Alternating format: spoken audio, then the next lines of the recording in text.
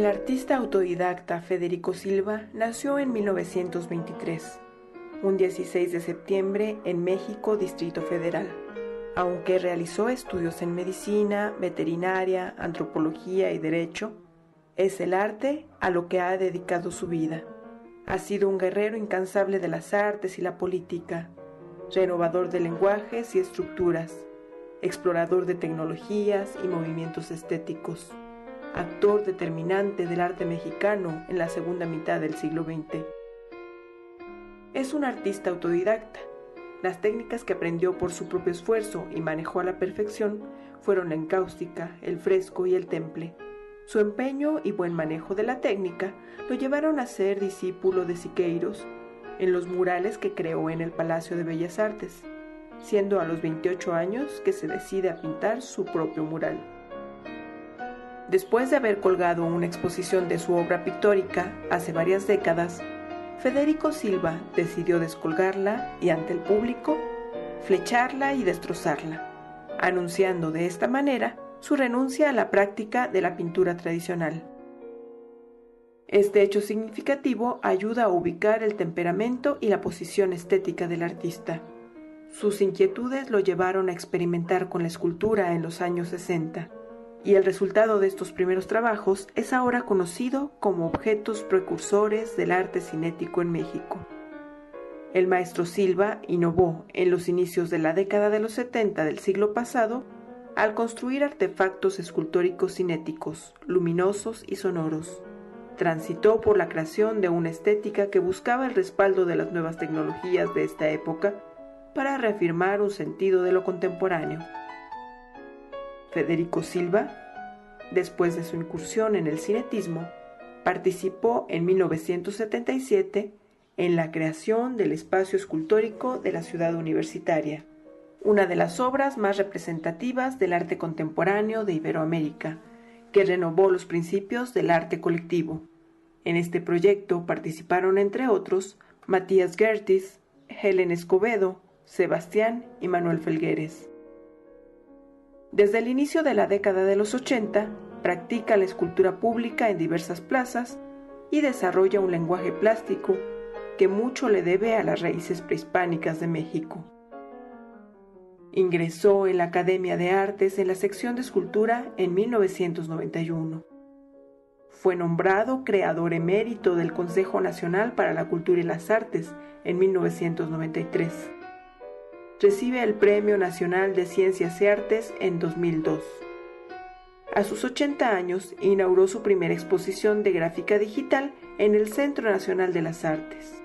En el 2003, como un homenaje a él, se abren las puertas del Museo de Escultura Contemporánea en México, siendo el más importante de su tipo en América Latina. Y en 2010 recibió 2 doctorados honoris causa, uno por la Universidad Autónoma de San Luis Potosí y otro por la Universidad Nacional Autónoma de México, para la que realizó investigación en su coordinación de humanidades. Hoy, utilizando la geometría, sus figuras tótem son estructuras contemporáneas con referente al pasado.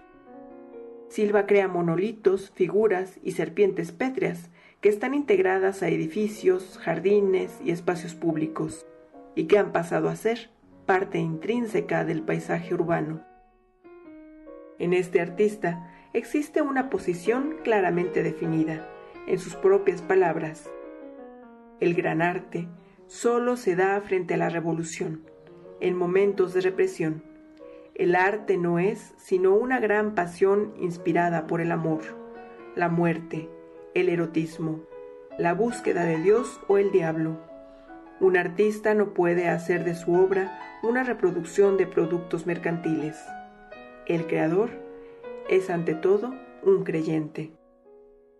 En mayo de este año, Mary McAster escribió la jornada sobre el maestro Silva. Federico Silva ha asumido su labor creativa con gran responsabilidad artística y con un férreo comportamiento con las mejores causas sociales, en las que deja de manifiesto su gran amor por su país.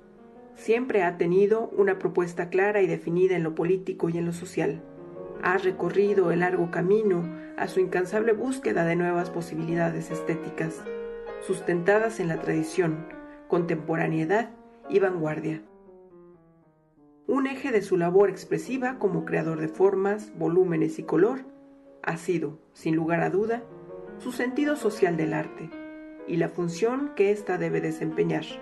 La obra de Silva da fe de una energía creativa ininterrumpida que ha marcado el tiempo mexicano, poblándolo de majestuosos y monumentales seres de piedra, guerreros heroicos, constructores de un nuevo México, más justo y solidario. Sus guerreros y tlatoanis, que condensan nuestra historia tan llena de ignominias y disparidades, han pasado también a formar parte de su geografía.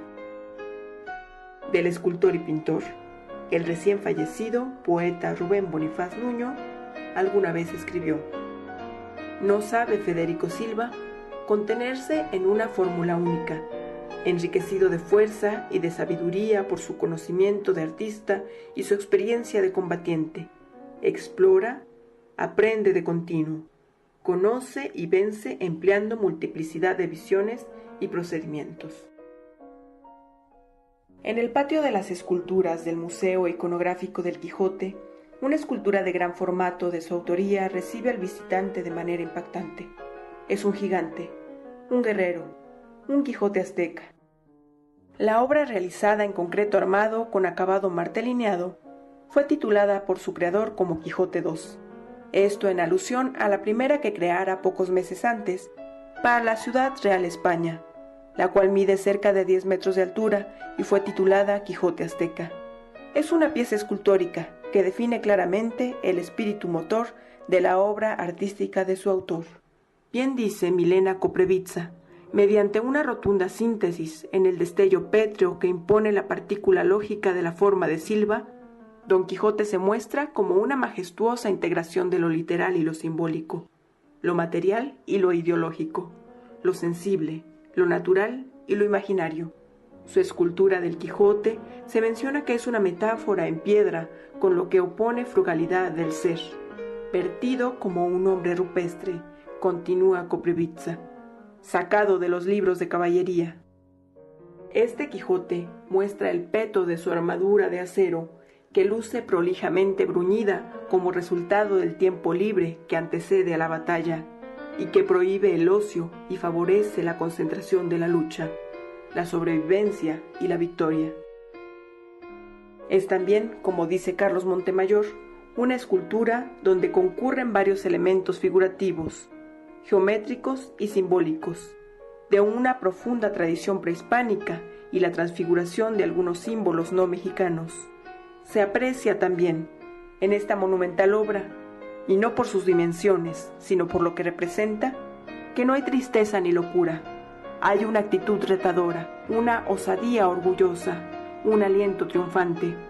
Es una imagen de valor, de reto del que no sale vencedor ante la próxima batalla. Con el propósito de ubicar esta obra dentro de un estilo determinado, es mejor que el artista lo diga, y Federico Silva apunta: son mis esculturas un discurso de metáforas que se adhieren a la piedra, entre la magia elíptica que suele desbordarse en palabras cercanas, ocultamiento de remembranzas nocturnas y luces de inteligencia que se manifiestan en las líneas de un diseño de pureza geométrica.